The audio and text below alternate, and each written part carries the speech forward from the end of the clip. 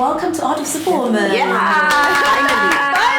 Shucks, I've been seeing so much. Finally. I'm so proud of you. Thank you know, you started this recently, like pre-lockdown, right? Pre-lockdown. Yeah. Was it pre? Pre-lockdown. And look at how it's shot up. Yeah. Now we're here. Thank you so much. So first question, if you had one superpower, what would it be? I'll start with you, Nambitha. Ooh, I would initially, off the top of my head, look into the future, right? Because I think you want to, for me, I'm led by vision. During those hard days where it's even difficult to get out of bed, I always have to remember my why. Why, you know, your vision. So that's always my North Star. So it would be nice to be motivated knowing that is where, yes. And that will keep me going because, you know, and also just the challenges I have are more intentional and I'm a bit more patient with it all. That would be my superpower. I've got a feeling Khanyi's going to completely contrast that. It's a very nice one. For me, I think it's understanding. I think understanding comes with patience. It comes with faith. It comes with being content. Sure. Because if you don't understand anything, that's what sets you off. And that's why you're off balance, because you don't understand. And that gives you the power of being present in the now, because you understand. You understand the person next to you, you understand your environment, you understand the position you're in. So whatever you feel, you'll let it be. So that would be my superpower, understanding. And they coincide quite well. Right? Because I mean, with vision, you need understanding. Yes. Amazing. What makes you guys smile? Okay, you start. I'll be honest with you, what makes me smile is just the thought of waking up every morning. Because that means I've been given a chance to do it again. It may not be perfect. I may not be where I want to be, but the fact is I'm still able-bodied to try again. Sure. Yeah. Love that. Mine is so simple, it's God, hey? I'm my foundation, my faith is at the core of who I am. And I even feed it after Sundays at church, and I've just had a session of praise and worship, and I just remember how loved I am by Him, you know? That makes me smile. It's just, I immediately glow and I become this little childlike girl because I'm like, Jesus loves me, honey, you know? And He got me. Yeah, I break into that song. It really, that is my truth of my joy. That's really where it is and stems from. Yeah. And Nambitha, what do you love most about yourself? What I love about myself, which can be also you know, you know, I was going to say something else, but now I love how I believe and I always see the good in people and I don't give up on that. And it gets to my detriment because it's like, no, but now this person's showing who they are, you know, but I really believe in the good in people and I don't give up on people. And I really have come to love that trait of myself. Obviously, I've grown to understand the boundary of it. But, you know, even if someone's disappointed me, I will obviously retract, but I'll still pray for them. Because I know that, you know, there's so much good in you and you could blossom into yourself. I love that. So I really have come to love that trait about me and embrace it. Oh, really? Giving people the benefit of the doubt is the hardest thing. It's one of the hardest things. I think if I had to have a superpower, that's what it would be. Okay. Benefit of a doubt. Nice. And you? What do you love most about yourself, Khanyi? Shoo, I love everything about Khanyi. I mean, just the experience, the vessel, the time I've been put in to enjoy this experience. I love everything. Even the mistakes are now humorous to me. You know, it gives me comedy when I look back. So I cannot say anything else outside of this. Yes. So everything about Khanyi, I love. You're good at that humor thing, turning tragedy or pain into humor. You've got such a great coping mechanism and sense of humor. Because it's an experience. It's very commendable. Remember, we're not these vessels. This is just mobility for us. And this is literally a canvas given to you, like giving a child a scrapbook and saying, enjoy it. So this is what it is. But then how do you internalize that? Like, do you internalize a lot of the things that happen before you find the humor in them? How do you get to a place of the humor? I am in every moment. Allow yourself to mourn. Because people say sometimes just brush yourself off and walk on. No. Fall, slip and lie there. Okay. Lie there and feel the cut, see the blood gush. And then when you're ready, get up Wipe yourself off, even if people have been walking all over you, and go again. Because there's this thing, tigers don't cry. No, if you slip, just get up, keep your head up. Nonsense. If your head is down, keep it down. I've been more intentional with that, because it's such an unhealthy mindset. And I think just also you being Xhosa, we were brought up by a strong Xhosa woman, right? The matriarch. That's the lead. And we were taught that no, vulnerability is weakness, crying is this, just also about right, don't wear your problems. Yes. But I've been unlearning so much of that and taking in, learn to feel. What are you currently feeling? Feel it. What body part is experiencing that pain? Feel it, embrace it. Because we bottle things up and then boom, you're overwhelmed, you have a panic attack, whatever it may be. So thank you for mentioning that, because I've been in such an internal journey of feel it, And it's such a juxtapose to what people popularly know Khanyi as this hardcore girl, this girl that keeps things moving. And it's so empowering to hear that even Khanyi falls apart, picks herself up, and then moves forward, even from the pain, even from the bleeding. And stepping into Women's Month, a lot of the time, I think in the past, we've always been told Khanyi is this board, keep things moving, keep going, slayer, this dragon woman. And to hear you in your softness, to hear you speak so softly about yourself and about the woman and the little girl that's inside of you is so empowering. Thank you. Where does that stem from? That has always been me. Remember that we're all creators of our time. You can create whatever it is that your vision is. Because society has really stifled and put people in a box to believe that this is what society wants. But remember that the duty of us being here is just being. And that's one thing that's not taught to us. And I know there's now a loose word that everyone uses about vibrations. When your vibrations are low, that's when you allow control, because you need to allow it, right? But when your vibrations are high, is you can create whatever. You could be any color, you could be any height, any form that feels good to you. And this is what I've lived by. This is the image I want. But I always tell people we wouldn't have feelings, soft skin, if it wasn't about feeling at all. Absolutely. And Nambitha, I mean, you come from Port Elizabeth and Eastern Cape, where, like you mentioned, we're raised basically to be strong as girls, we're basically raised to, about anything people say, keep things moving, and that's generally how you've moved in your career, to just keep it moving, keep your head down, do the work. What centers you when you go back home after those rough days, those hard days, those hard auditions, those rejections? What centers you when you go back home?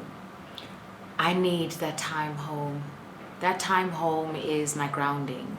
That time home is my recovery. That's when I replenish myself. And that's when I remember who I am.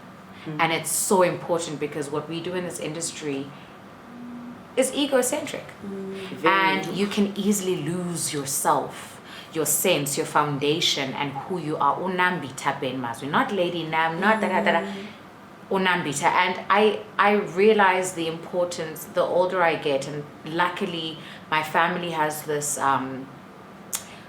it's slacked now the past year because of COVID, but we have this tradition quarterly. We have quarterly family holidays, and we choose different places in the SADC region, right? So now, like August, we're gonna do Durban, and we're together, niece, nephew, mom, because we're quite spread out, siblings. I rely on those family holidays so much, because then I'm only going home Christmas once a year, right? But just being at home where they don't care about anything that I'm doing, right? I get called those names that I was called growing up, those nicknames that nobody knows. Would like to know where it is. And I need that, because last year I was doing 3 productions at the same time at some point, and it's so easy to lose yourself. You wake up, you're this person, then you this person, then you're like, who's Nambitha at this point? And your mental health also does take a plunge. And then obviously there's the glamour side of it, where ego is driven and this and that, and you can easily lose yourself in all of the noise. So for me, being home takes me back to the humble beginnings that I'm so grateful for. And it makes me put my head down and say, all right, this is who I am, this is what I stand for, this is how I was raised, and this is how I want to present myself to the world. And this is the assignment that I'm on. So when I'm back on, I'm replenished, I'm rebuilt, my mental health is intact, and I'm fully grounded. So my humility is always at the core. Sure. Yeah. Amen. So storytelling can be both invigorating and taxing.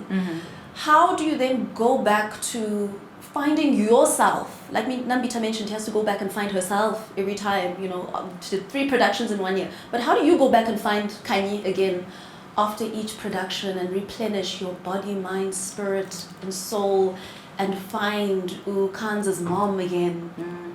I think I've been lucky enough to have a choice in what production I choose to be in. And this is why I think 90% of the time when people say, but what does she really do? People can't first say she's an actress, because most of my roles are so close to what's happening in my life. I've got this belief that roles choose the actor. The actor doesn't choose the role. And when I get briefs for characters, I sometimes turn them down if I'm not in that space to understand it. So 90% of the time after a character, I'm not very far from what I'm feeling. I use it as a space to actually heal myself by going into those demons and dealing with them, or going into the joy that I'm experiencing through the character and trying to see, am I really this person? Have I healed from certain things? Can I move forward? I mean, the last movie was Happiness. Funny enough, there was Dubai in it. And then my life turned into exactly that. And there was a line. Yes. Do you understand? And she It was almost like a predestined. Do you understand? So for me, I've never been too far where I had to now get out of a role and then find Khanyi. It's exactly in the path that I'm in.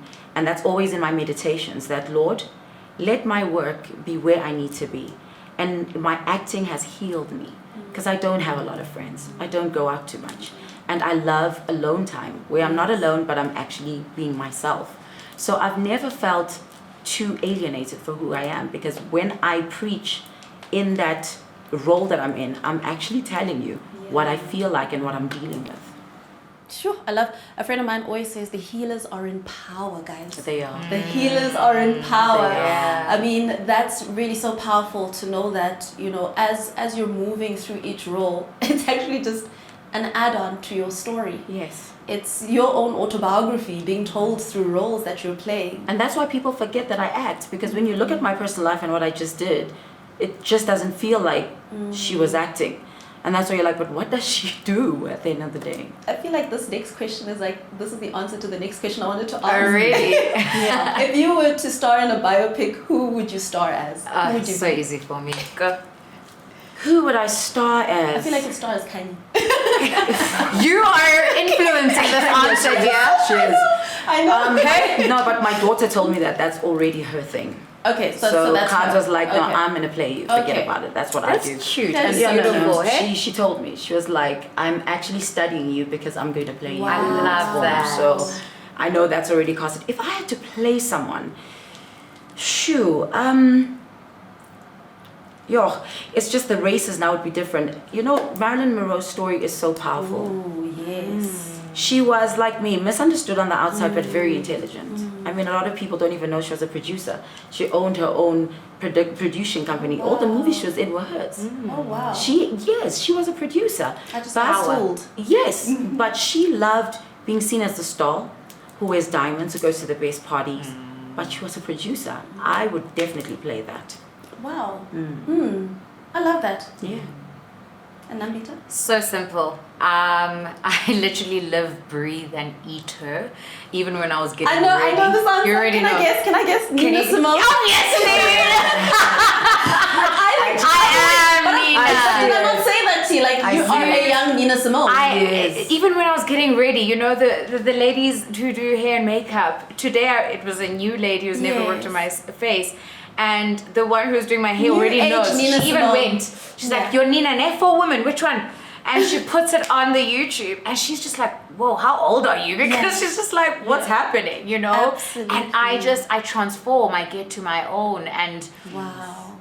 I resonate with her so much. I've been in love with her since I was a young girl. I'm gonna get emotional. See, I said, don't make me cry. I said, I don't do it intentionally. But she's so close to my heart, as far as I actually remember For Woman. That song just resonated with me, right? And if you listen to the lyrics, it's just this dark-skinned woman who is just falling in love with everything. The eyes, the woolly hair, strong back. But she's telling different stories of women, right? There's one who's Sophronia and sweet there, you know, and so forth. One is biracial, one is going through this. And there's so much color. Again, a misunderstood woman. Very you much. know, a powerful woman who was way ahead of her time, but a woman who used storytelling, her art, in order to be an activist and change the world.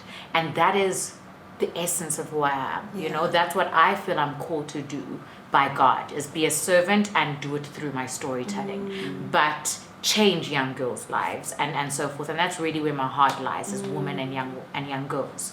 So Nina, I've my whole life has been me training to play her, and I would like to produce her, and it's something I've already started engaging in. Well, it's in the universe. It is. It's, yeah, even just my own personal journey It's already started. of self-discovery. I think the production you know? has already started because you've sent it out into the universe. It's already man. happening. It's already happening. Yeah. It's happening. I can see it. I've always seen it. The mere fact you guessed it is like, geez, guys, is it that obvious? Like, I'm obsessed No, it is with that this obvious. woman. And I mean, I want to touch on something that is, I know, very close to both of your hearts, and a conversation that you both don't shy away from. The conversation of colorism, especially within the industry. Yes. Kiki Palmer tweeted something so profound around colorism and about the accolades that she's gotten and the comparisons that she usually gets with other lighter-skinned women within the industry. And you are, Nambitha, one of the women on the continent, not just in South Africa, that has been some of the most productions. Maybe not as a lead in most of them, but in some of the most productions on this continent. How does that make you feel compared to some of your lighter-skinned counterparts within the industry that are so celebrated, given such prestigious roles, and yet you're still seen as an underdog? I want to actually hear more about your perspective. Is there the essence of comparison with colorism? There is. There is. And I want you to come in on it as well, Khanyi. Is there, like you mentioned, not as celebrated as I should be? You should be much more No, celebrated. there's a typecast, you know, that's expected in a film, you know. Thin, light-skinned, you know, sleek hair.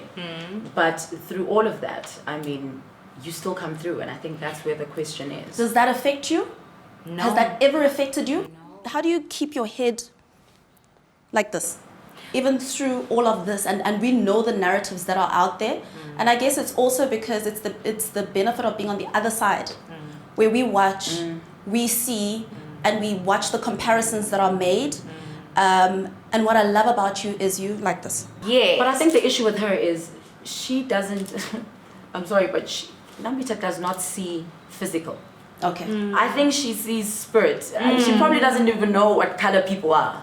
You know, honestly speaking, she... Probably why I've dated what I've dated. That's what I'm saying. She's the weirdest person, and it's never a good idea to put us together because, like, we see through each other. Oh my gosh, we're actually... She doesn't see physical, whatever it is. She sees the soul, and she sees your craziness.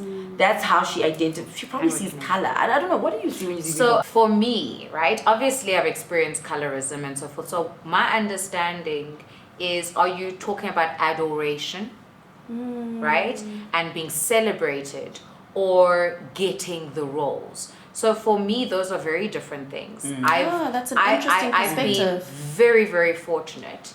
And what I loved, is particularly with Happiness Ever After, is with that role, and I fought for this. I had a conversation. I said, I want to look as natural and raw as possible. And I presented myself in my natural hair, and I said, please don't put me in a wig. I don't want to put lashes on. I want to have barely any makeup. And for me, as I said, Nina Simone, I'm trying to push a narrative through my storytelling. Sure. And I'm very intentional with it. right? Because I know that there's a young girl there who's going to see me, and I know what they say, and they DM me. So I'm on a different assignment every single time.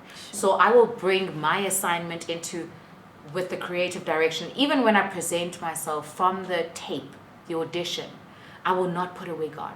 I will actually just say, fall in love with this version, and let's change the character brief, and let's influence a little bit, you know. And I loved the fact that we had a yogi, dark skin, natural in her hair, you know, and that for me was a big thank you to Netflix, because it was an opportunity for representation, you know. And not only that, because there's an issue of tokenism, right? And dark skin get typecast as a villainous, the forbidden fruit, the side chick who is coming to break the family down because she's this, you know.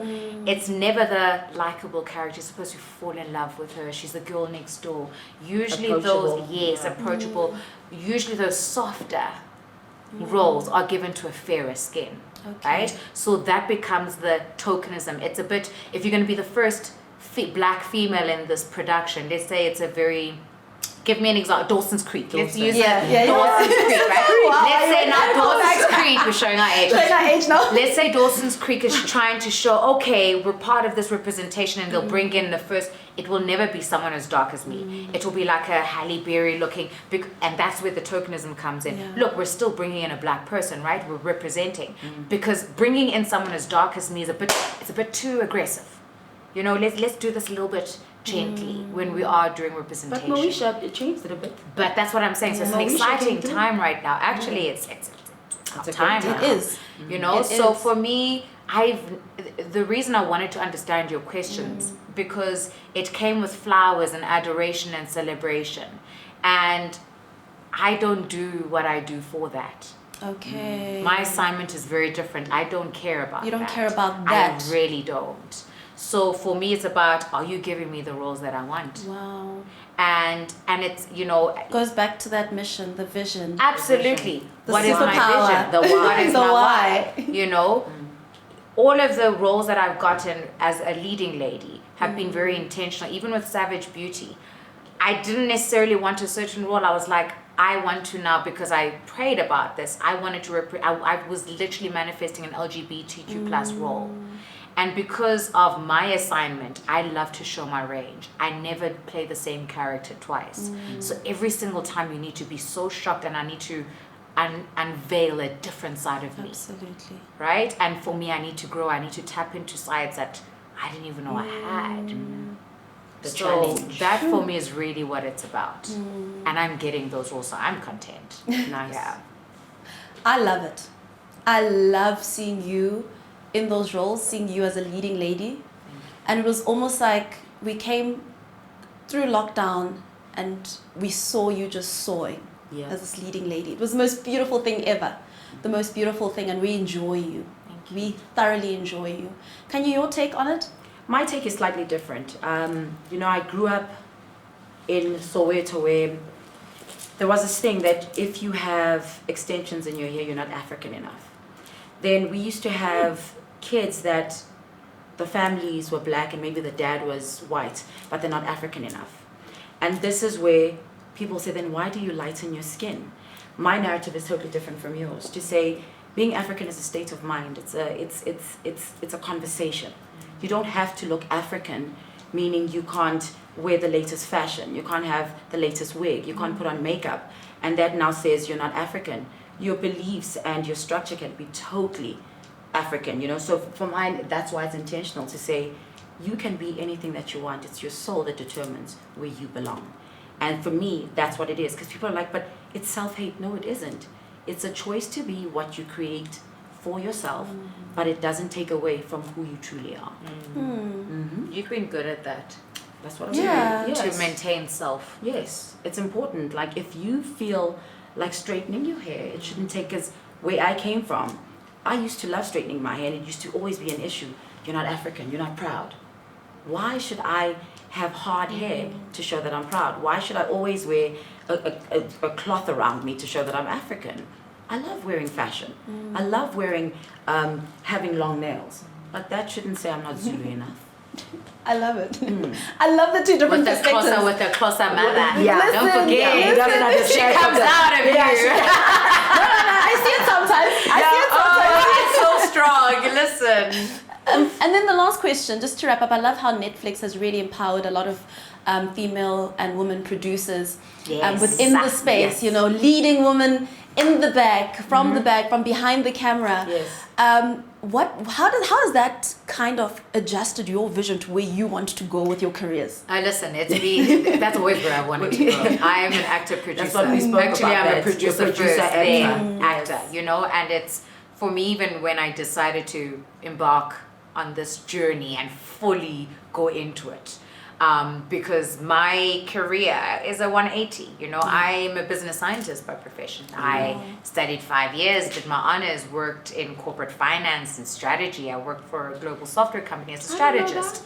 Yeah. Okay. That's me. That's you. That's where that comes from. Where you're like, so for me as a strategic thinker, when I planned out and I decided, okay, I'm gonna fully, you know, go for it and build a media empire, and that's always been the vision, is to produce, it's to create my own, it's to create a legacy, to do. I mean, I don't want to tell you all what I'm like planning, but more so now being in, you know, a family like this of Netflix where they are encouraging that and there's a mentorship of it and they are interested to hear what stories do you want to tell. Let's create that space, you know, and that's very rare to belong to a family that really wants to honor every single part of your dreams and mold it, but it's also shared value for them because you know you want to invest and they've fallen in love with your character, right? So it's high time, and for me more so now, I can't celebrate this thing of first South African with 6 international Netflix credits if I don't do something with it. Absolutely. Of course. Now it's really the time, you know. So for me, it's creating stories, man. Absolutely. It's creating stories. I'm so excited to. No, Netflix has totally become an institution, not just a conveyor belt that just brings out entertainment for everyone. And for me, this is why I could not stay with a lot of broadcasters, because I get jaded. It gets to a point where you want more for yourself. And when you're a true producer, as you would say, you can't keep doing the same thing over and over that isn't yours. Yeah. It just doesn't feel right. So with this initiative, I think it's going to change lives. You know, we're going to start telling our real stories and not what people think we should look like. Absolutely. And well done to Netflix on reinforcing one of our big values and beliefs at Art of Superwoman, that you need to grow where you are planted. 100%. I love that. Love that. Yes. Thank you so much, ladies. What Thank an you. amazing conversation. I wish we Thank could go you. on and on and on. We And I can know go we on can. We forever. could. But thank you so much. We are so excited to have you on the cover of Art of Superwoman. Yes. Let's kill it. Let it be the best cover. We love you guys.